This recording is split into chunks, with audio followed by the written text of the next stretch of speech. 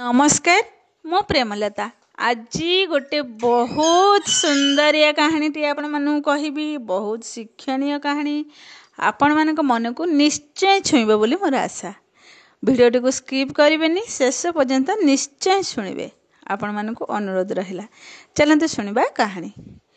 गोटे सिंहटीए जाऊ जाऊ जाऊ जाऊ जोरे खरा होता सी से गोटे गछ मूल बसी पड़ा।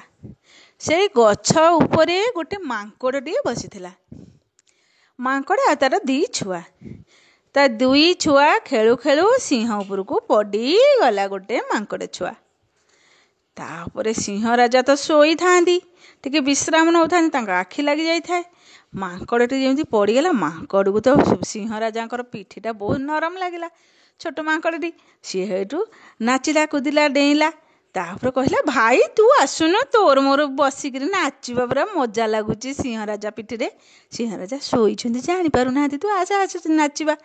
तापर आउ से छोट मांकड़टा जे गछ उपर सी भी आसीगला दी जण जा पूरा खुशी नाचिले मजा कले लांगुड़टा टेकु था थौ था मुंड को टे आउसी दौ था नाची दौ था मजा करू था। तापर कौन है एमती किसी समय नाचु नाचु बड़ माकड़ माँ माकड़ से कहला पिला माने आस हारी सिंह राजा उठीजी विरक्त हे आउ तुम सिंह राजा को एमती अपमान दियंती आस आस उपरको आस हारी। किंतु छोट माकड़ दीटा एत मजार नाचकुद कर किंतु आसवाई इच्छा न थाए। तापर कौन है ना बड़ माँ माकड़ से तलू आसला कहला बदमाशी माने चल चल उपरको चल। ठीक से समय सिंह राजा निद भांगीगला।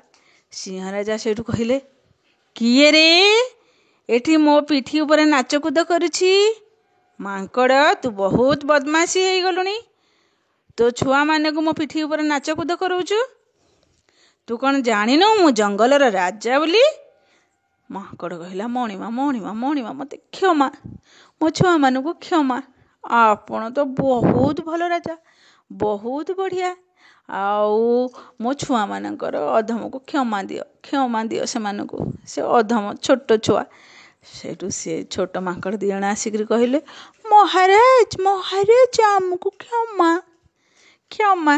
हेठू सिंह राजा सेठू छोट मांकड़ दी जण को देखिक मुँह को देखी निरीह मुँह को देखी सेठू जोर रे हसी पकेले।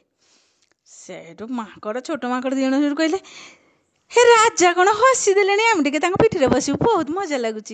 डेईकि पुणी जा सिंह राजा उपर बसीगले। सिंह राजा किंतु खुशी हो गला से विरक्त हेलेनी आउ कहले चल मो पिठी बसे तुमको जंगल बुले आनबी। तापर जंगल बुले नहीं जाऊ था से छोट मांकड़ दी जण बसी था आ बड़ मांकड़टा डेई कूदी जाऊ था।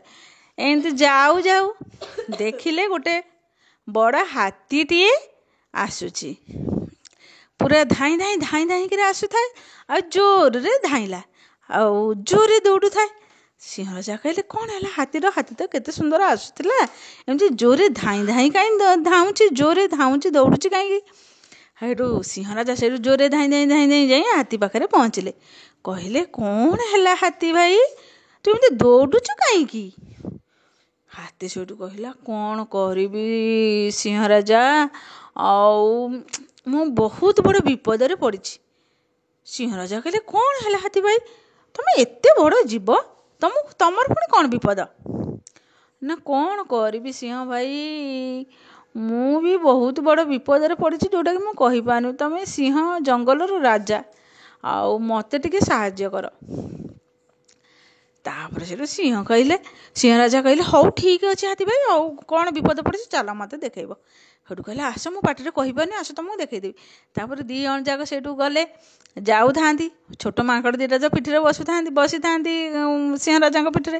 तापर समस्ते गले जाई देखला बेलू गोटे छोट गातटा होता ता देहरे हाथीर गोटे छोट छुआटा से गात देहरे पड़ जाइए आ उठी पारुनी आ जोरे रड़ी कर माँ माँ माँ से हाथीटी दौड़ी दौड़ी जाऊ था। सिंह राजा कहला हे तुम छोट छुआटा देहरे पड़ जाइए से लगी धाउल ताले केमी बचाइबा आ किछि बुद्धि बाट दिशु न था केमी आणवे काढ़े केमी से गात भितर छोट हाथीटी को।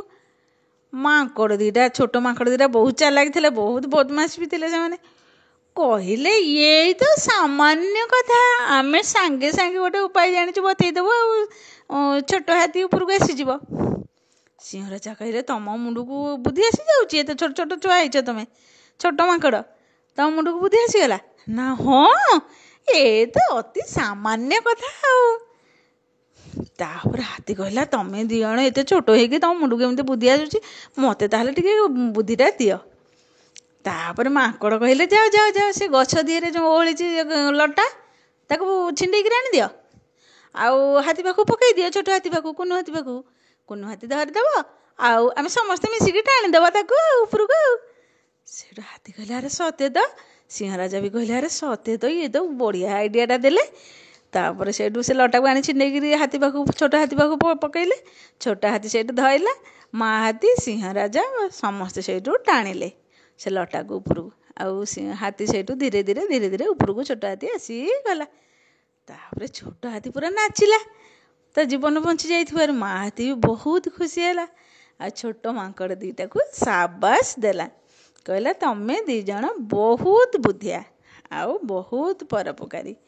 ସିଂହ ରାଜା ସେଇଦିନ ଠାରୁ ସେ ଛୋଟ ଦୁଇ ମାଙ୍କଡ଼କୁ ସାଥିରେ ରଖିଲେ, ଆଉ ଯୁଆଡ଼େ ଗଲେ ସେ ଛୋଟ ମାଙ୍କଡ଼ ଦି ଜଣଙ୍କୁ ନେଇକରି ଯାଆନ୍ତି। ଆଉ ରାଜା ଯେତେବେଳେ ସଭା କରନ୍ତି, ଛୋଟ ମାଙ୍କଡ଼ ଦି ଜଣ ପାଇଁ ଆସନ ଥାଏ, ସେ ସେଇଠି ବସନ୍ତି ଆଉ ନିଜର ମତାମତ ଦିଅନ୍ତି।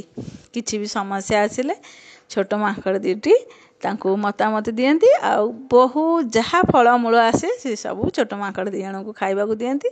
ଛୋଟ ମାଙ୍କଡ଼ ଦି ଜଣ ତାଙ୍କ ପାଖରେ ରହିଲେ। ଆଜି ପାଇଁ ଏତିକି। ଯଦି ମୋର ଏ କାହାଣୀଟି ଆପଣମାନଙ୍କ ମନକୁ ଛୁଇଁଥାଏ, ଲାଇକ୍, ସେୟାର, କମେଣ୍ଟ କରିବେ। ପୁଣି ଏମିତି କିଛି ନୂଆ କାହାଣୀ ଆଣିବା ପାଇଁ ମୁଁ ନିଶ୍ଚୟ ଚେଷ୍ଟା କରୁଛି। ରହୁଛି। ଜୟ ଜଗନ୍ନାଥ।